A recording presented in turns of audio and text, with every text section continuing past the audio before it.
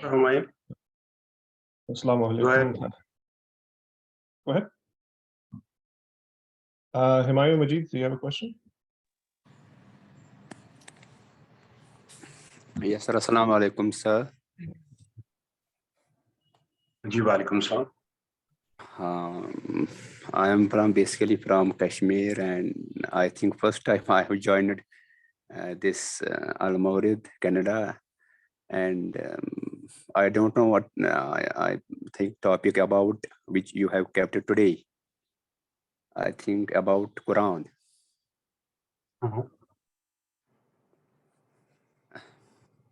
Yes, we're going to read Surah Baqarah and we will try to understand it. Do you have any question? Specific question? Al-Baqarah. Ji. It's chapter number 2. Yeah. Not yet I have any questions, sir. Okay. Then please put down your hand and I think we can start. Yes, sir. Yes, sir. Thank you everyone for joining our Al-Bayan classes today. And I believe we'll start from verse 16. I think that's where we left off last week. This is with us today, so let Sir Sheraz take us away. Thank you. Go ahead, Sir Sheraz. Thank you very much, sir. First of all, I'm not sir. This is Sheraz. Okay. And I want these sessions to be more participating. I don't want somebody who speak for 30 or 40 minutes while the rest of you are just listening. So we're going to slightly change the format from today. Hamza, are you ready? The format will be that I will request some of you to start reading from verse number X to verse number Y, certain number of verses, and the person is simply going to read the translation of those verses. And after that, I will try my level best to briefly explain the meaning of those verses, the context of those verses, and how these verses fit into the bigger picture of Quran. Having said that, we're going to start from verse number 17 today. But before we do that, let's recap what was discussed in the first 16 verses of Surah Baqarah, chapter 2. So, if we remember, this chapter is primarily talking to the Jews. The primary topic of this chapter is to convey the message of Islam to Jews and ask them to accept the truth. On top of that, the topic is to tell the Bani Ismail that they are the new elected Ummah, nation from God. The book of God will be given to them. The last final messenger of God has arrived, and it's one of their own. It's not an outsider. So accept this message. Be careful about everything and every message and every advice that this book gives to you, and don't repeat the same mistakes that the previous nations repeated, right, before you. So you can save yourselves from all the things that they had to go through because of the mistakes they made in the past. So Hamza, are you ready? Ji bhai, I'm ready. So in the first 16 verses that we discussed last time, Quran explained 3 categories of people. 1, who will for sure get guidance from Quran. 2, who will never get any guidance from Quran. And 3, who are standing in between. About whom it's not sure yet whether they're going to get guidance from Quran, and their hearts have not been sealed like the people who belong to category number 2, who will never get guidance from Quran. But if these people are not going to change their attitude soon enough, they will fall in category number 2 as well. So now, in the verses that Hamza is about to read, Quran is going to give us 2 examples. Examples to explain the people who fall in category number 2. What was that? Who will never get guidance from Quran. And category number 3, who are trying to play a fast one with God and Quran and the Prophet and the Muslims, who actually don't want to accept the message of Quran in totality, the message of Islam in totality, right? So these are the 2 types of people about whom Quran is going to give us examples from Surah Baqarah chapter 2 verse 17 onward. One thing I would like to tell you about examples that are mentioned in Quran, what we can normally call similitude. In Urdu we call it in logon ki misal aisi, right? Their similitude is so and so.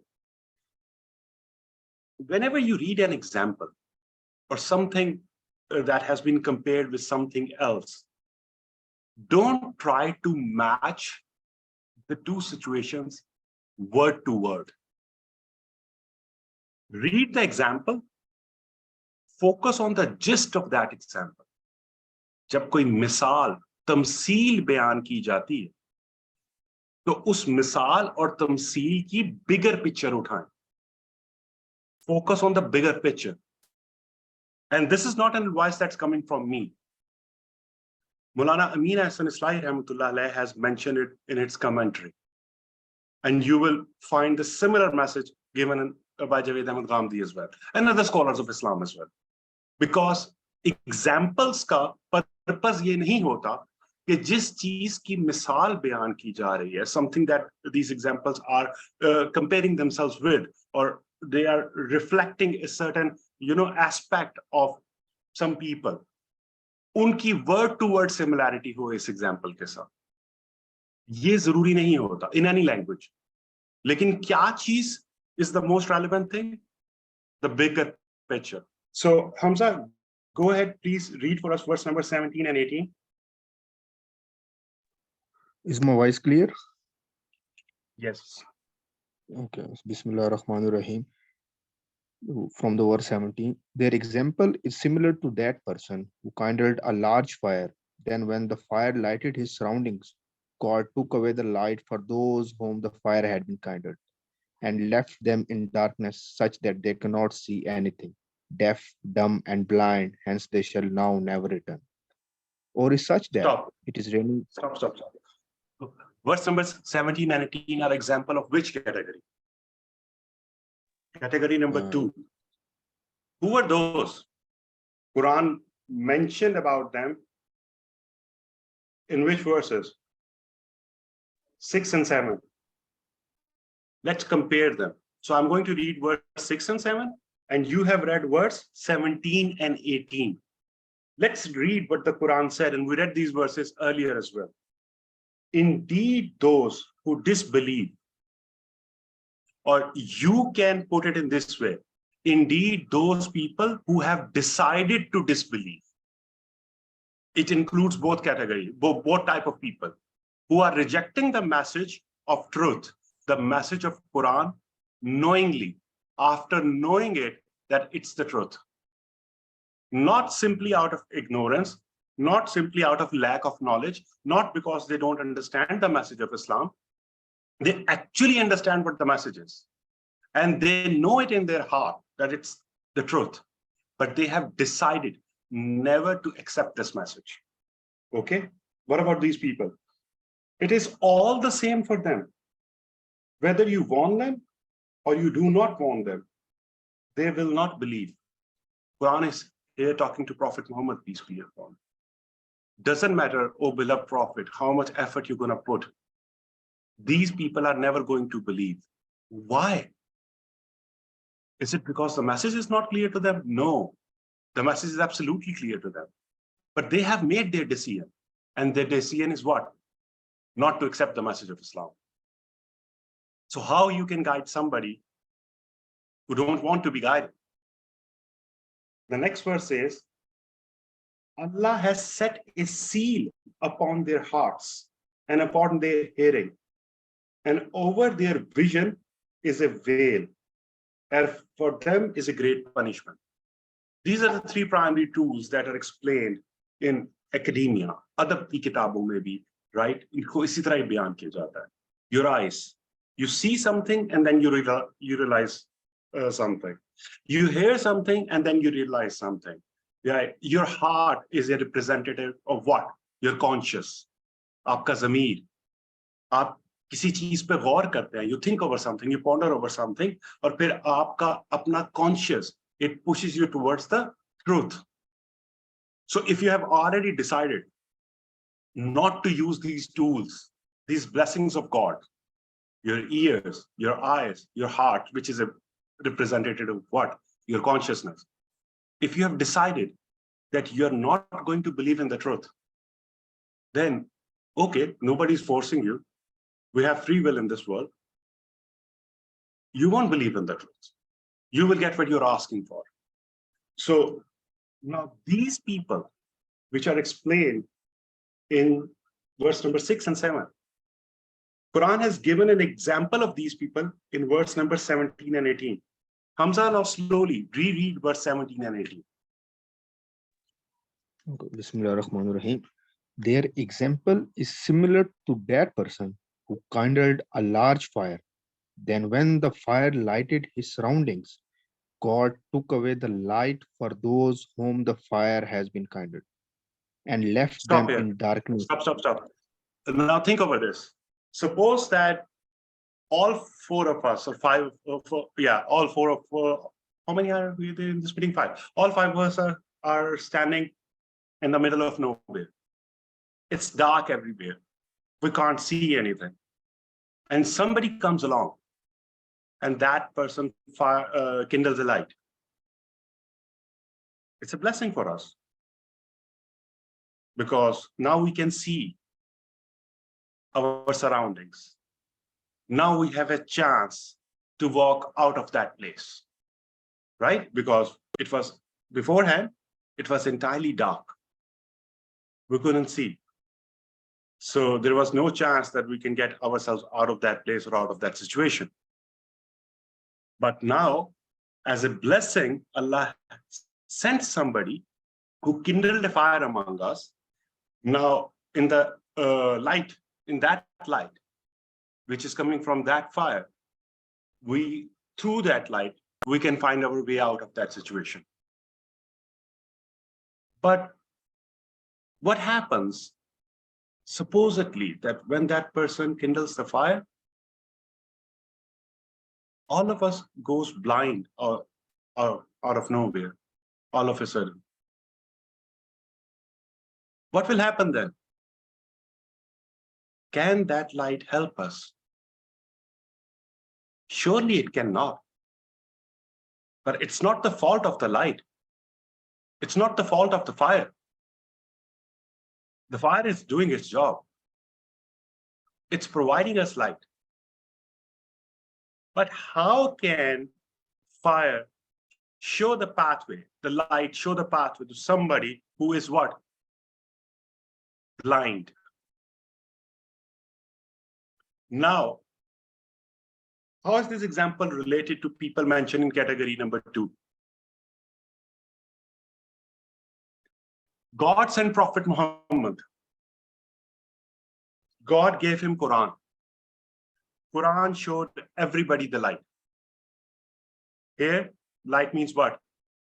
The right path. They had every chance to abandon their previous life of ignorance and follow the truth, to be on the righteous path. But despite the message being amazing, the message of Quran being unequivocal, nothing but the truth and for the betterment of humanity. Despite of all these qualities, a certain group of people turned a blind eye towards this message. Now their similitude is to the people who are blind, standing in the middle of nowhere, and despite a person has kindled fire for them, and that fire is generating light, and that light can show them or has the capability to show them a way out of that place, that miserable place. It can't do much because those people have lost their capabilities to take the benefit of light, to put it to the best use. Now, do you see the similarity here of one situation with another situation? So if in the second situation, we are not going to blame the person who kindled fire. You're not going to blame the fire who's producing light. You're not going to blame the light who has separated darkness from its counterpart, from its vice, who's showing the path clearly. None of these are at fault. If the audience don't have the capability to make use of these tools.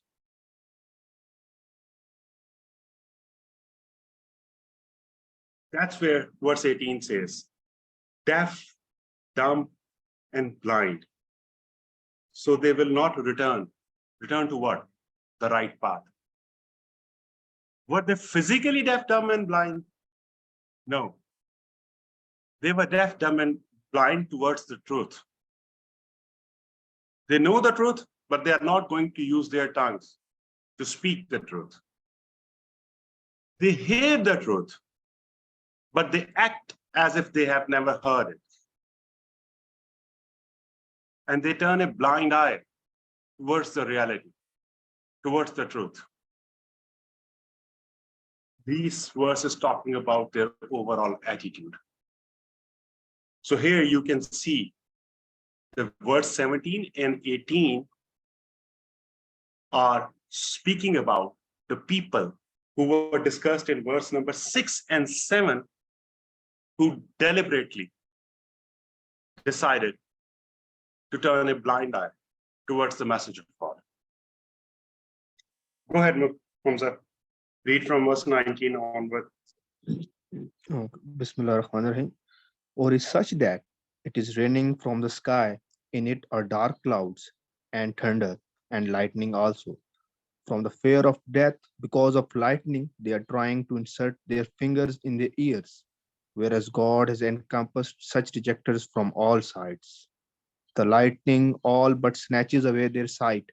When it lights up on them, they walk a little in it, and when darkness descends on them, they stand still. If God willed, he could have taken away their hearing and sight as well. Indeed, God has power over all things. Stop. So from verse number 19 to verse number 20, here Quran is talking about the people who are hypocrites, the category number 3. They are the people who don't want to accept Islam as it should be accepted. They don't want to accept it in totality, but at the same time, they want to dodge the wrath of God as well. So they don't want to obey God, but they don't want to be punished by God either. So they don't want to be held accountable for their misdeeds. Now, how the example mentioned in verse number 19 and 20 is a similitude to those people. Imagine a situation, right, where we are standing in the middle of a storm. Now, here, standing in the middle of a storm means what? Talking about lightning, talking about rainfall, talking about the storm, all these things which causes fear in our heart.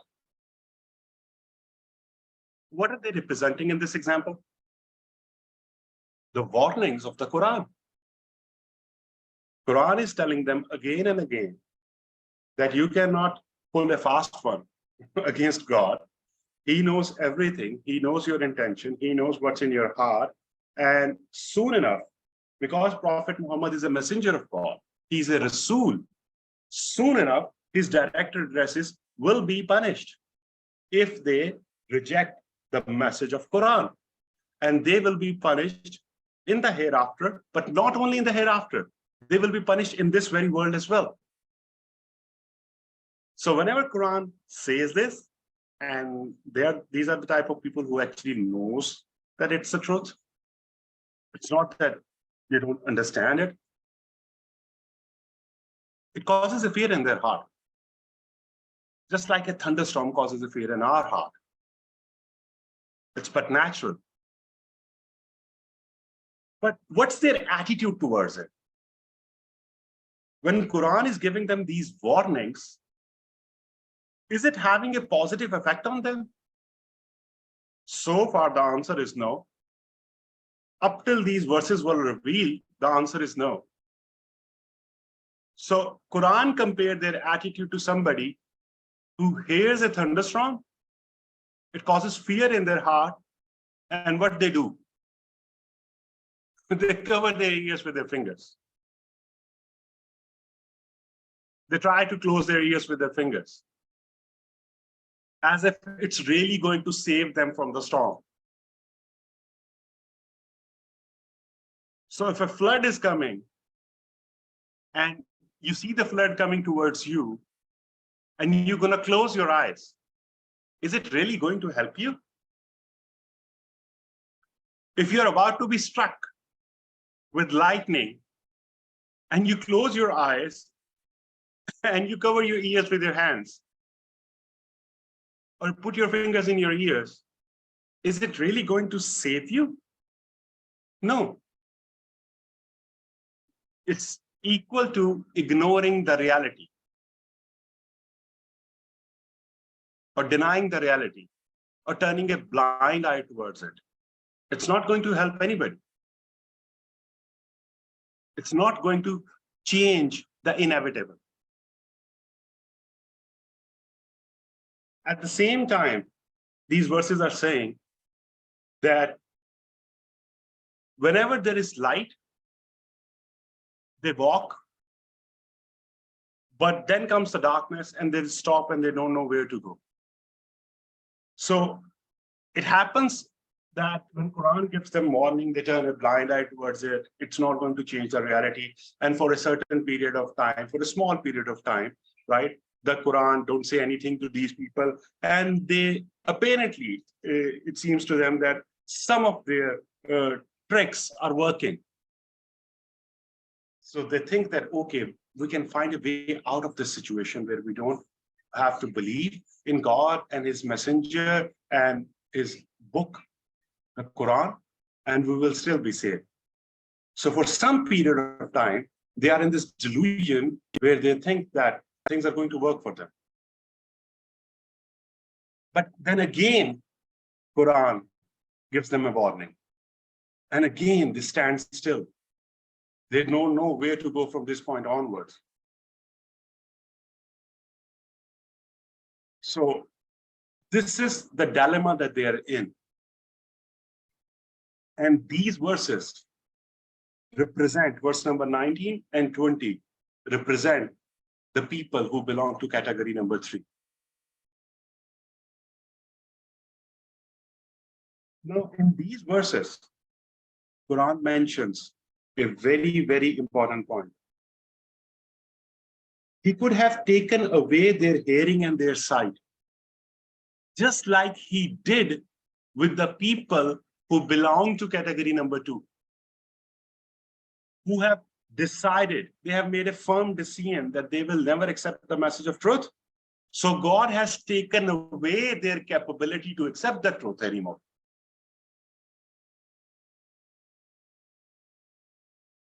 The people who belong to category number 3, the hypocrites among the Jews, God has not taken away their capability to accept the truth yet. But if they keep up this attitude, if they maintain their hypocrisy,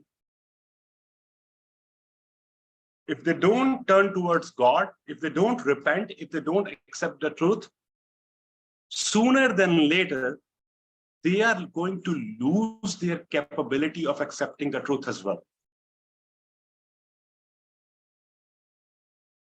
So one very important message that these verses are giving us, a general message for all periods and all times, and it has more to do with the nature of mankind, that God has designed us in a particular way. Whenever we do a righteous deed, it increases our capability, or it strengthens our capability to do more righteous deeds. It builds our stamina to do more righteous deeds. Just like if we are regular in doing exercises, if we regularly go to gym, it increases our body's threshold to do more exercise. Same is the case with doing good deeds and bad deeds. If we do good deeds, our conscious becomes stronger and develops extra capacity, additional capacity to do more good deeds. Likewise, if we do bad deeds, our conscious gets weaker and weaker to fight against our ill desires and to prevent us from doing bad deeds. And as a result, we end up doing more bad deeds. I hope this point, this very important point, is clear to everybody. And there comes a stage that if we don't stop doing bad deeds, and if we have not made it if we don't stop doing bad deeds, and if the bad deeds are the bread and butter of our lives, that we do it every day, regularly, right? We keep on rejecting the truth and we keep doing this and that and disobeying God. There may come a time when we reach, or some of us may reach, may God forbid, a point of no return. After that, that ailment, that illness is not treatable anymore. So we need to think over this, that for how long we're going to take that risk. And we won't even know. We may reach that stage someday if we don't stop ourselves today from doing bad deeds, where we will become a hopeless case. So God is giving them a warning over here in verse number 20, that God has not taken away your capability to accept the truth yet, but if you're not going to change your attitude, God will do it. Just like he did with people who already decided to reject the truth knowingly. So from verse number 1 to verse number 20, Quran has explained these three categories of people. Now, these three categories, they are universal, but within the context, Quran is actually talking to the Jews without naming them, but it's clear from the context. What happens is this, that from verse number 21 to verse number 39, Quran stops, and this is one of the common theme in Quran, that Quran was originally talking to the Jews. Quran is going to stop. What do I mean by stop? Quran is going to shift the addresses. Temporarily, the Quran will shift the addresses. Now Quran is going to talk to the polytheists in the midst of a speech that Quran is giving to the Jews. And after talking to the polytheists for a brief set of verses, 10, 15 verses, Quran is going to readdress the Jews again, and then the rest of the surah will talk to the Jews.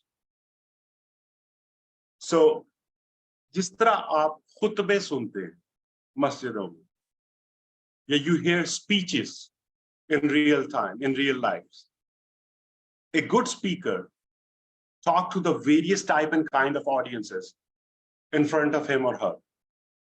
So while there is some primary audience, people who the speaker is really trying to address, in the midst of it, many a time the speaker stops and talk to some other audience to make a point clear to them, and then come back to the original speech, resumes the original speech, start discussing the original topic again. This is what's happening over here. So go ahead, Hamza, read from verse number 21 all the way to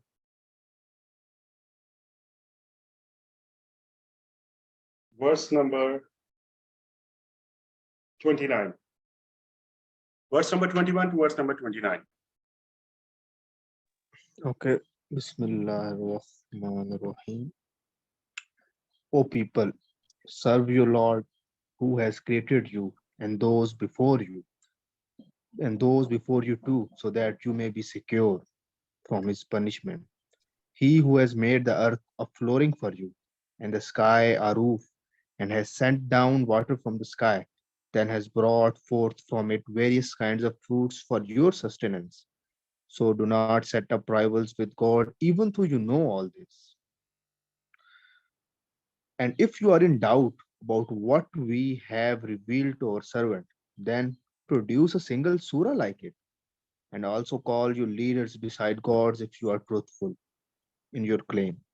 Then, if you're not able to do it, and surely you cannot, then fear the fire whose fuel is those people also who do not believe, and those stones of theirs too, which they worship. It has been prepared for these very disbelievers.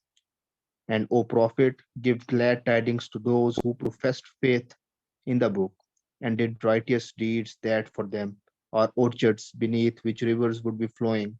Whenever they are fed with any of their fruits, they will say, "This is the same as what we were fed with before," whereas they will be given something similar to it, and they will have pure wives there, and they will abide in them forever. This is a similitude of paradise, and God is not embarrassed to cite this similitude of a mosquito or something even more inferior. Then those who believe know that it is a truth that has came from the Lord, and those who disbelieve say, what does God mean by this example? In this way, God misleads many by it, and many he leads to the right path by it.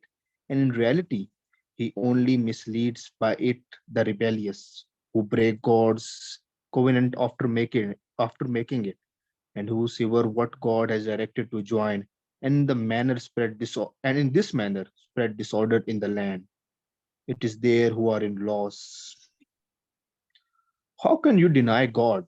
O people, how can you deny God? Whereas you were dead, then he gave you life. Then it is he who gives death to you. And then after this, he only shall give life. Then towards him shall be returned.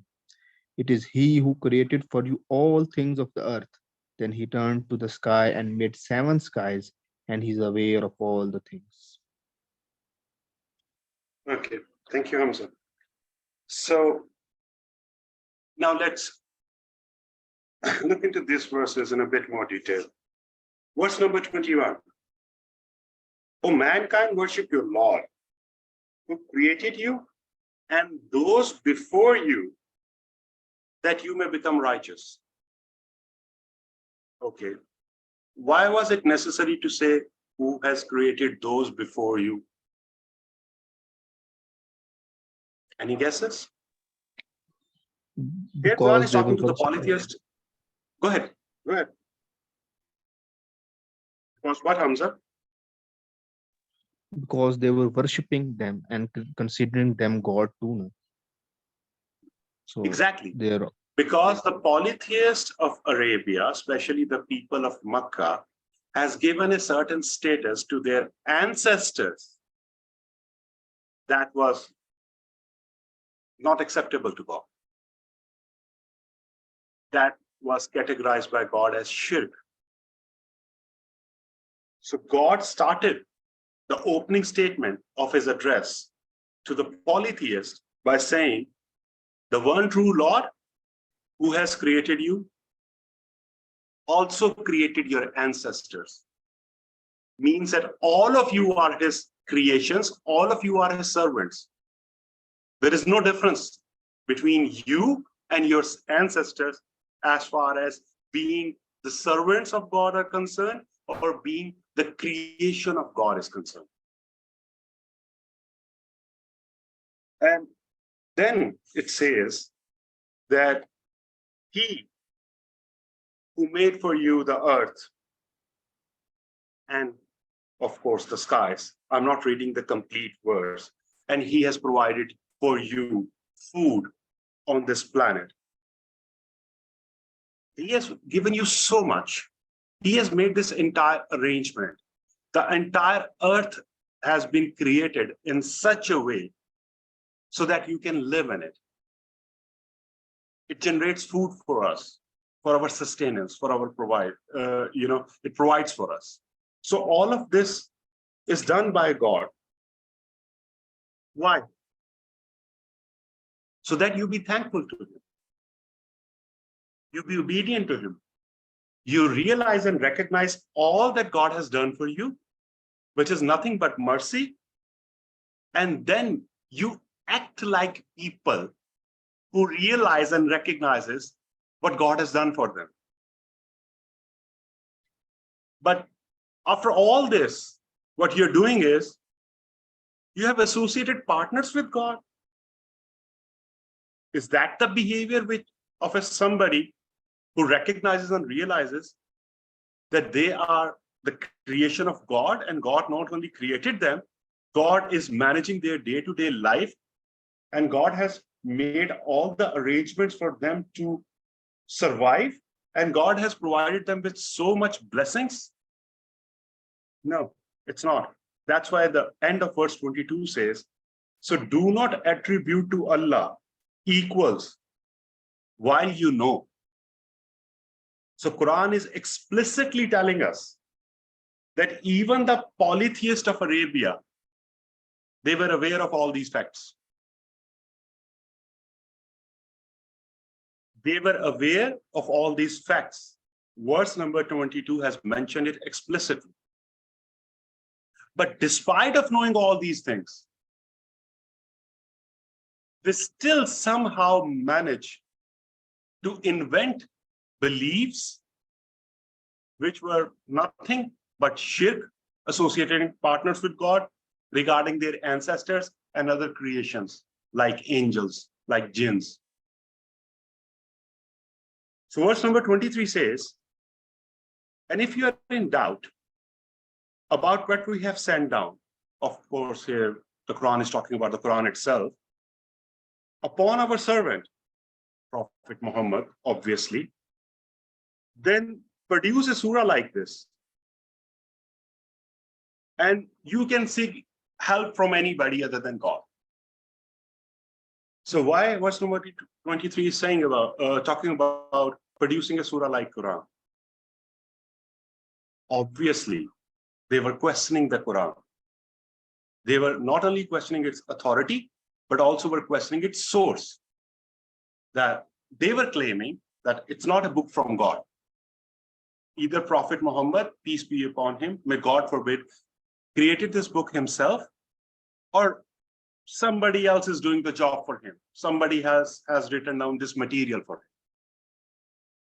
So God is simply saying in verse number 23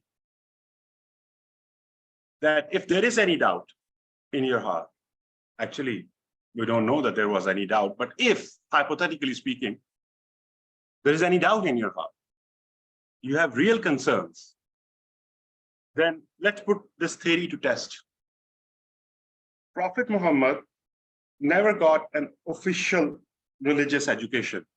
He was an illiterate. He couldn't read or write. Nobody taught him about previous scriptures or stuff like that. He was an orphan right from the beginning. He lived a very modest life. His family, immediate family, was well respected. But there's a difference between earning a lot of respect and earning a lot of wealth. He wasn't wealthy. He was never wealthy. So you know his entire background. So if you think he can do something like this, that he can create a book like this all by himself, then you have tons of people who are educated, who are poets, who are so well versed, and who have the knowledge of Arabic language like no other, whom you praise for their academic and linguistic skills. And on top of that, you are the leaders of Quraysh. You have all the wealth in the world. You're the strongest people in Arabia. Obviously, it will be much easier for you to find allies who can do the same job for you, which you are claiming that somebody perhaps did for Prophet Muhammad, peace be upon him. So why don't you put this theory to test? Why don't you try to produce a single chapter like Quran? That would totally prove that Prophet Muhammad misled all of you. May God forbid. So it was the challenge put forth by Quran. That Quran originally gave them the challenge that produce a book like this. Then Quran said, produce 10 surahs like this. Over here, Quran is saying, just produce a single chapter like this. In English, we call this, put your money where your mouth is. Otherwise, stop making accusations that absolutely make no sense. That's why verse 23 ends in saying, this is a challenge for you. Try it out if you should be truthful. If what you're saying is actually the truth, then there is no logical reason that you shall not be able to do this. And then the next verse says, but if you can't do this, which for sure you can't, which proves what? That Quran is nothing but divine. Which proves that all of your allegations are nothing but lies, falsehood. And you already know that the message of Quran is the truth, as mentioned explicitly in verse 22, 2 verses earlier. But then do what? Then fear the wrath of God. Fear hellfire. Because you will ultimately end up landing there if you keep up this attitude of knowingly, willfully rejecting the truth. And because you have to convince the masses, you accuse a prophet of God knowingly, despite of knowing that he's saying the truth. He's a true prophet of God. This book is actually a divine book. You are alleging him, putting an allegation on him of forging a book in the name of God. You're going to end up in hellfire. There is no other destination for you if you are not going to change your behavior. So, okay, up till verse 24, we heard that where people with such an attitude are going to end up. What about people who have polar opposite attitude? Verse number 25, tell us about them. They will end up in paradise. I'm not reading verse number 25 word to word. Hamza has already read it. It's pretty simple verse. They're going to end up in paradise. They will have everything that they ever wished for, desired for, and that will be only the beginning. After that, God is going to bless them with so much that none of us can even imagine.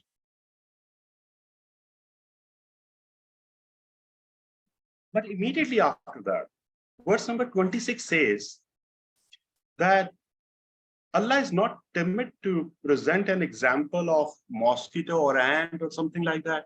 What's the relationship between mentioning the blessings of paradise and immediately after that start talking about mosquitoes?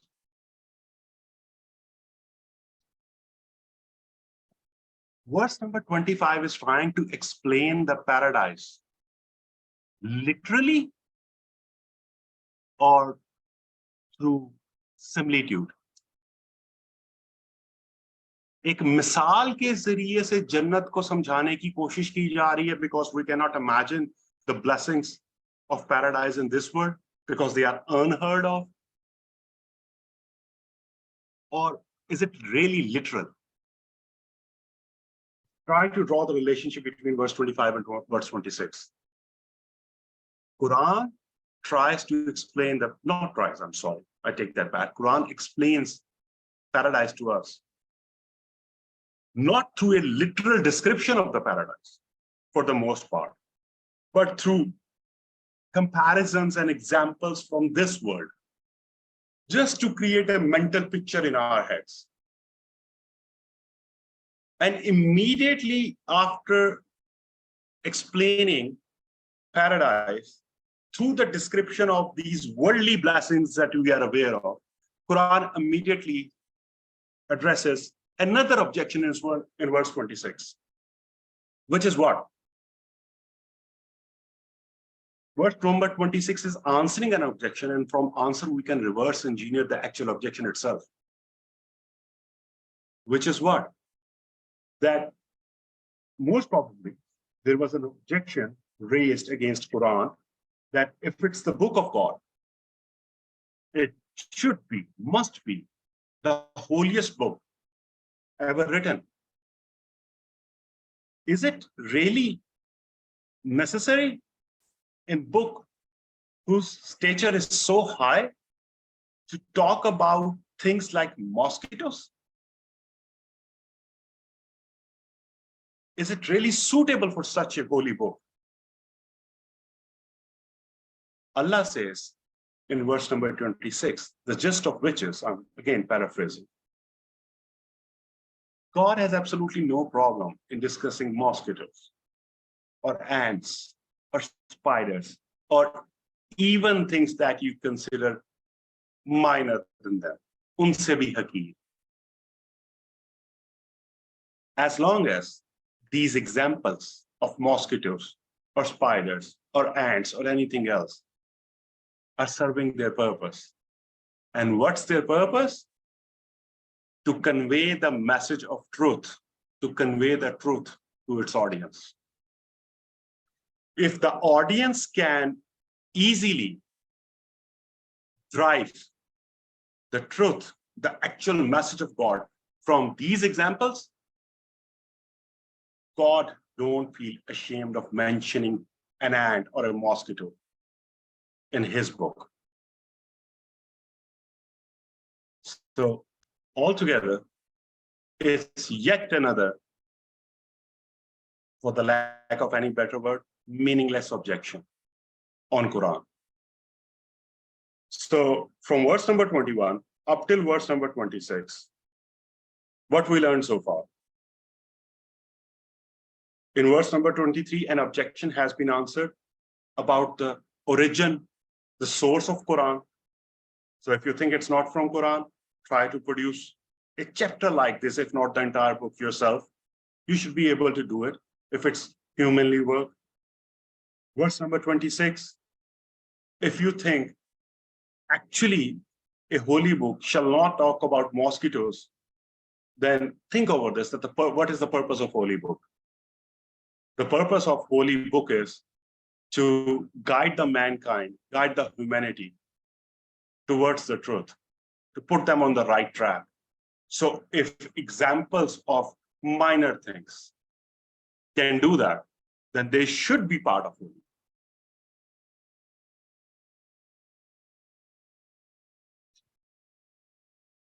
Then verse number 27 says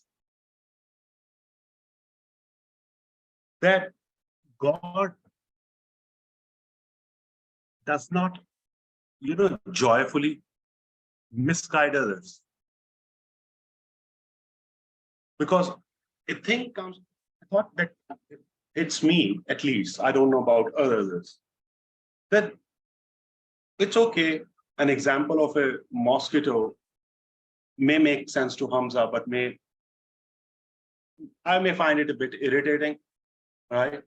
And obviously, God being all-knowing, all-powerful, already knew it, that how Sheraz is going to react to it. Why didn't he replace this example with some other example that was acceptable to everybody? People from all standards, right? People who have various different type of standards. It's such an example that was acceptable to everybody.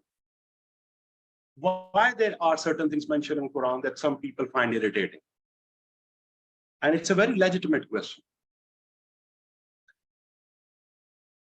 The second half of verse 26 and the entire verse 27 answers this phenomenon. The second half of verse 26 indicates that this argument didn't originally come from the polytheists themselves, though they were the one who were speaking it out and loud, but it came from Jews who fed them this argument. And polytheists were saying it to the prophet, but they were not the original thinker of this objection. So God says, by indirectly, in verse 27, talking about the type of people whom God has absolutely no problem taking the capability of accepting the truth away. So if there are certain type of people from whom God takes the capability of accepting the truth away, it's because of their own doing. What type of people are those? Verse 27 has mentioned three things. First of all, they break their covenants with God. So, without going into detail, you and I, we are Muslims. Being a Muslim is actually making a covenant to God. When we accept the message of truth, it's a contract between us and God that, okay, we realize what the truth is. Now we're going to act and behave in a particular way, as a result of which God is going to give us an eternal life in the hereafter. And in that life, we will have no fear. And in that life, we will get whatever we want, an infinite reward. This is an oversimplified definition of what a contract between us and God is. So after making this contract, after knowing and realizing the truth, after agreeing to God on the terms and conditions of this contract, if we still deviate, if we still knowingly reject the message of truth, if we still disobey God, and so much so that we become rebellious to God, then we have broken our covenant with God. That's point number one. What is the second quality of people from whom God takes away the capability to accept the truth? They not only break their covenant with God, they are not good with their fellow human beings. Whether we talk about their relatives, we talk about their neighbors, we talk about their nations, or we talk about other nations.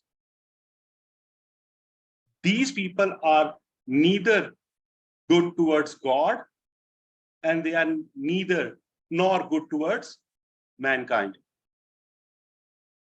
So if they are rebellious towards God and they don't care about the emotions, about the well-being of other human beings, what they end up doing? Fasad fil ard, creating mischief in land. And when a person reaches this stage, where they are not mindful of God and not mindful of mankind, God takes away their capability to accept the truth. At this stage, God don't care for their well-being anymore, because they have earned their punishment, they have earned the wrath of God. So by indirectly mentioning the behavior of the Jews, Quran is telling what to polytheists? Stop putting forward these meaningless, illogical objections time to time and again. Realize whom you are taking these objections from, whom you are stealing these arguments from the type of people who are rebellious to God and who are rebellious to mankind, and they have lost their capability to accept the truth. Are they the type of people you should taking inspiration from and getting your next objection and argument from? Seriously, you want to follow their footsteps? If you're going to follow their footsteps, you will end up being like them. And you will have the same destination which they're going to have, hellfire. So think this through. Then, verse number 28, it's a very beautiful verse. It says, how can you disbelieve in Allah? By the way, the direct audience of Quran were polytheists of Arabia, Jews and Christians. None of them disbelieved in Allah. All of them believes in Allah. The polytheists, actually, whom the Quran are addressing here, they disbelieved in the hereafter. And disbelieving in the hereafter, according to Quran, is equal to disbelieving in Allah. Because if you don't believe in the hereafter, then it means that you believe in a God who has created a purposeless universe, who has created mankind just for fun. Some people are going to do good deeds over here. Some people are going to do bad deeds over here, but nobody will be accountable or rewarded for their deeds. So if that is the kind of God you believe in, then you actually don't believe in God. Not the real God, at least. So when verse number 28 says, how can you disbelieve in Allah? It's saying this because the polytheists actually disbelieved in the hereafter. When you were lifeless and he brought you to life, means he created us from nothing. So Quran compared that situation to death. In reality, death does not mean nothing. We still exist, obviously, in a different way. Our bodies don't exist. But here Quran is just trying to convey the message to you that there was a point in time when you were nothing and God created you. And then he is going to cause you to die. Obviously, everybody dies. We observe it every single day. And then he will raise you back to life again. And then to whom shall you going to return? This is exactly what's going to happen. So if God didn't have any problem in creating you the first time, obviously he won't have any problem in creating you the second time, unless or until you have a very strong reason to believe so. And if there is any such reason, please bring it on table. And then verse number 29 says, it is he who has created for you everything which is on earth. Then he directed himself to the heavens and made them into 7 heavens. And he's knowing of all things. I will stop here. I will just say that 7 heavens means what? As per my limited understanding of Quran, the entire materialistic universe, which is made of matter, that we know of or we will ever come to know of till the day of judgment, is the first heaven in the linguistic of Quran. So there are 6 other, what word shall I use? Universes like these, right? Which we don't know about, and we don't know what are the rules and laws over there and what type of living beings or non-living beings exist over there or whatnot. But the mighty God who has created all of this, he knows everything. So when he's telling you all of this, think over this logically and then make the right judgment, make a logical decision, whether you want to listen to him or you want to listen to the kind of people who break their covenant with God, who break their covenant with mankind, who disobeys God, who don't care about humanity, and who do whatever they want. And in order to achieve their goals, they don't mind creating mischief in land. So pick between the two, and the choice is really obvious, but are you going to make that obvious decision? Thank you. I will stop here. If there are any questions, please feel free to ask.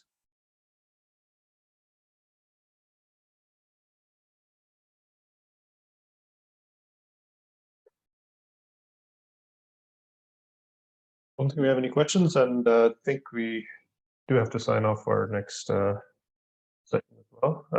If there aren't any questions, then I think we'll end our session for today. Thank you very much, Sheraz, for today's Jazakallah.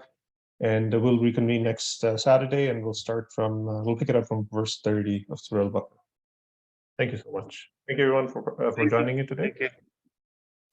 Inshallah, we'll Allah Hafiz. Assalamu alaikum.